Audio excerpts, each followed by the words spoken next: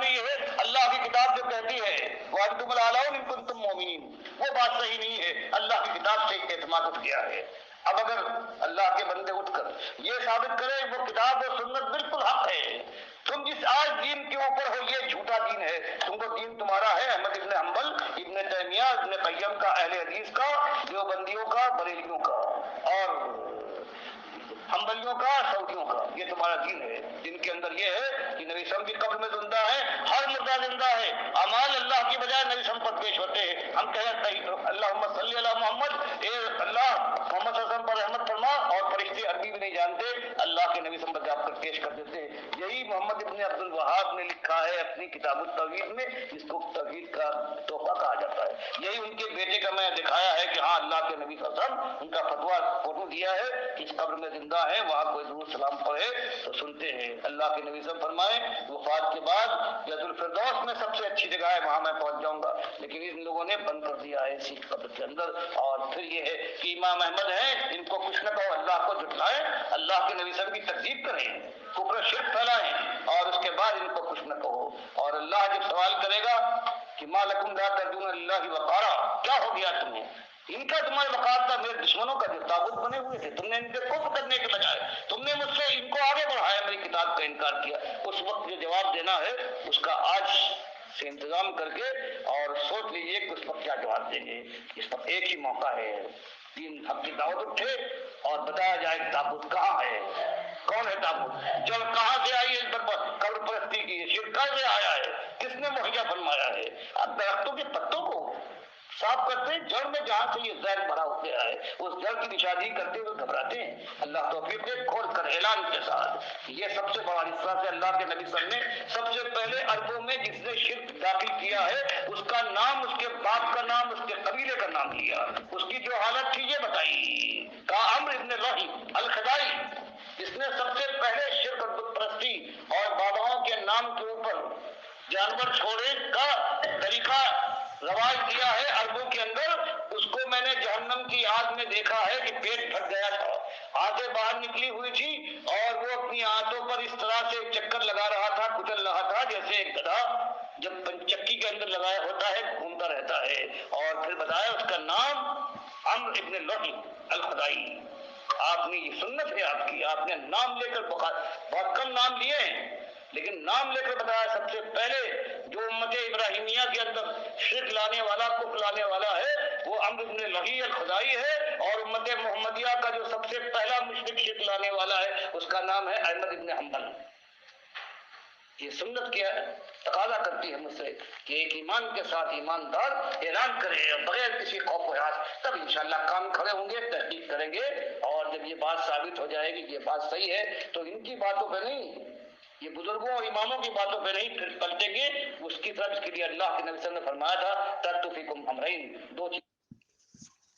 میرے بھائیوں، سنا آپ نے کس طرح ڈاکٹر مسعود الدین عثمانی رحمۃ اللہ علیہ نبی علیہ السلام کی سنت کو تازہ کر رہے ہیں کہ نبی علیہ السلام نے شرک پھیلانے والوں کے نام لیے ہیں، اس کے باپ کا نام لیا، اس کے قبیلے کا نام لیا ہے، اور بالکل اسی سنت کے مطابق جو ابراہیم علیہ السلام کی ملت کے اندر جو شرک لانے والا تھا عمرو بن لوہی الخزائی، اس کا نام لیا، اور پھر محمد صلی اللہ علیہ وسلم کی اس امت کے اندر جو عود روح فی القبر، قبر پرستی کا یہ عقیدہ لانے والا احمد ابن حنبل، ڈاکٹر صاحب نے کس طرح زور دے کے اس کا نام لیا ہے۔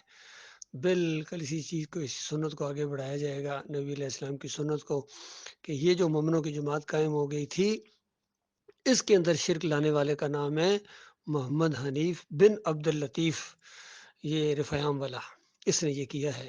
تو جس طرح احمد بن حنبل اور عمر بن لوہی الخزائی کے ساتھ معاملہ ہو رہا ہے، وہاں گدھے کی طرح چکر لگا رہے ہیں، بالکل اسی طرح یہ بھی وہاں جہنم کی آگ کے اندر گدھے کی طرح چکر لگا رہا ہوگا، اور اس کے ماننے والے اندھے مقلدین بالکل وہاں ہی جائیں گے۔ یہ معاملہ ہے اللہ کے بندو، ہمارا کسی کے ساتھ کوئی ذاتی دشمنی نہیں ہے، اللہ کا معاملہ ہے، اللہ کے دین کو پیچھے کر کے اس نے اپنی چلائی ہے، تفسیر کے اندر سجدہ تعظیمی کا شرک لے کے آ گیا ہے، اور پھر اس کے بعد ایسے ڈٹا ہے، ایسے انا کا مسئلہ اس نے بنا لیا ہے کہ مسجدیں تک بیچنے کا اس نے اعلان کر دیا، اور تالے لگائے 6 مہینے، جن مساجد میں یوسف علیہ السلام کے سجدے والے نہیں تھے اس کو انہوں نے بند کر دیا۔ یہ کچھ کیا ہے اس نے، مومنوں کے ساتھ ایسی دشمنی کی ہے، اور اپنے پیچھے ایک پوری جماعت چھوڑ کے گیا ہے، اللہ کے اپنے سے زیادہ دشمن بنا دی ان کو۔ یہ معاملہ ہوا ہے. سنیے ذرا. چھوڑے جا رہا ہوں، پھر قرآن اور سنت کی طرف واپس لوٹیں گے اور پھر اللہ تعالیٰ راہ آسان کرے گا. اور وہ دن جو بخاری مسلم میں آیا ہے، ایک دن وہ آ کے رہے گا بڑی شدید جنگوں کے بعد کہ اللہ کا دین غالب ہوگا. اس زمین کے اوپر سوائے مومنوں کے ایک کافر نہیں ہوگا. جزیہ ختم کر دیا جائے گا، جنگیں نہیں ہوگی، سب مسلمان ہیں. اور 7 سال تک سارے مسلمانوں میں نہ کوئی حسد ہوگا، نہ کینہ، نہ کوئی بات پار سکے گا. پھر 7 سال کے بعد آہستہ آہستہ خرابی آئے گی. پھر ایک ہوا چلے گی، مومن مر جائیں گے اس ہوا کے لگ جانے سے، باقی جو کافر مشرک ہو چکے ہیں وہ رہیں گے زندہ اور وہ مزے کر رہے ہوں گے. اللہ ان کو دنیا بے حساب دے گا اور یہ خرمست یہ مبتلا ہوں گے کہ ان کے اوپر قیامت کا زلزلہ آئے گا. تو اصلی مسئلہ اس لیے کہ جو اعتماد قرآن سے ہٹ گیا ہے کہ ایمان کی کوئی قیمت ہے، سمجھتے ہیں ہم ایمان پر قائم ہیں اور پھر ہم دلیل ہو رہے ہیں. تو یہ بات، اور ایک بات ہے کہ ایک ہی بات کہ یہ بات آئے، دنیا منہ پر تھوکے ہر جگہ لگ جائے، امت کا متفقہ فیصلہ کہ ڈاکٹر عثمانی یہ مرتد ہے اور یہ کافر ہے، یہ بات الگ رہی. لیکن جو اس کو مانتا جائے گا، جس وقت بھی چاہے غربت میں آنکھ اس کی بند ہونے لگے اور یا عیش کے اندر، اللہ کے فرشتے آ کر خوشخبری دیں گے کہ لکم فیہا ما تشتہی انفسکم ولکم فیہا ما تدعون. ایمان پر جوان مردو جمے رہے ہو، ہمیشہ کا عیش ہے. اب گالیوں کی پرواہ نہ کرو. تو آج آپ سے بھی یہ درخواست ہے کہ اگر اللہ کے یہاں یہ چاہتے ہیں کہ ایمان پر قائم ہو تو اللہ نے قاعدہ بنا دیا ہے کہ صرف لا الہ الا اللہ پڑھ کر اور نمازیں پڑھنے کے بعد نہیں، بلکہ بتایا اصلی آدمی وہ ہے وَمَن يَكْفُرْ بِالطَّاغُوتِ وَيُؤْمِنْ بِاللَّهِ فَقَدِ اسْتَمْسَكَ بِالْعُرْوَةِ الْوُثْقَىٰ. جو طاغوت، جو اللہ کے دشمن ہیں، ان کی آج پیروی ہو رہی، ان کی نشاندہی کر کے ان کو بتائے گی صحیح معنوں میں سب سے بڑے دشمن اللہ، اس کے رسول کے اور اس کے بندوں کے یہ ہیں. توحید کو شرک میں بدل ڈالا ہے انہوں نے. جو امت غور کیا آپ نے؟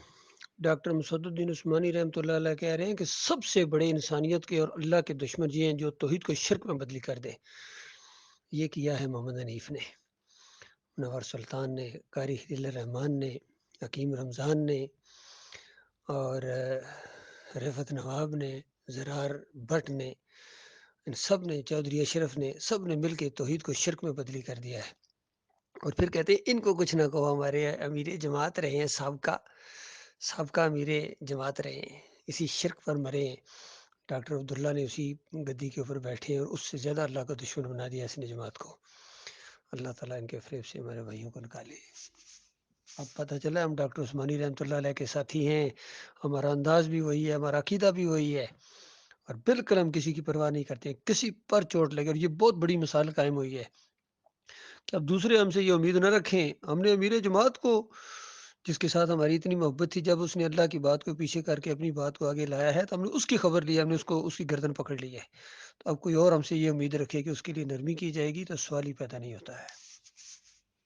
کا جو مومن کی طریقہ ہونا چاہیے اس کو شیعت میں تبدیل کر ڈالا ہے اور ان کی جیتکاری جا رہی ہے. اللہ مجھے بھی توفیق دے اور پروردگار سننے والوں کو. ایمان کا تقاضا یہی ہے کہ اللہ کے علاوہ کسی اور سے خوف نہ کریں. اقول قولی ھذا واستغفر اللہ لی ولکم. کس انداز سے ڈاکٹر صاحب کی یہ دعوت کا کوئی نچوڑ اور خلاصہ اور لب لباب سامنے آ گیا. اللہ کے بندوں، اب بھی اگر اس راستے پر نہیں چلو گے، کیونکہ یہ ایمان کا معاملہ ہے کہ اللہ کے علاوہ کسی سے نہیں ڈرنا ہے، بے خطر اس دعوت کو آگے بڑھانا ہے. ایمان کی شمع کو ہم نے بجھنے نہیں دینا ہے. اگرچہ ہمارے ساتھی کم رہ گئے ہیں لیکن اصلی اور خالص اور ہیرے رہ گئے ہیں. باقی سارا کچرا نکل گیا، یہ خبیث سارے نکل گئے ہیں اور نکلتے رہے، اس سے پہلے نکلے ہیں. ڈاکٹر صاحب کی زندگی میں کمال عثمانی نکلا تھا، پھر اس کے بعد امیر بادشاہ نکلا، عبدالقادر سومرو نکلا، غضنفر چشتی نکلا، بخت زدہ نکلا، مولوی بشیر نکلا، ہادی نکلا اور بخت زدہ، اور اس کے بعد آہستہ آہستہ محمد حنیف خود اپنے لشکر کو لے کے نکلا ہے. اس سے پہلے جو اور بھی نکلے ہیں انہوں نے بھی راستہ ٹیڑھا کرنے کی کوشش کی تھی. یہ سرفراز کی زیر نگرانی، سعید احمد کی زیر نگرانی نکلا ہے گروہ، پھر وہ آگے گروپوں میں تقسیم ہو گئے. لیکن اصلی ساتھی جو ڈاکٹر صاحب کے رحمۃ اللہ علیہ کے، الحمدللہ ہم وہ ساتھی ہیں اور بالکل ہم جمے ہوئے ہیں. ایک لمحے کے لیے، ایک بال برابر ہم اس دعوت سے پیچھے ہٹنے کے لیے تیار نہیں. یا ہماری جان جائے گی یا دعوت غلبہ پکڑے گی انشاءاللہ.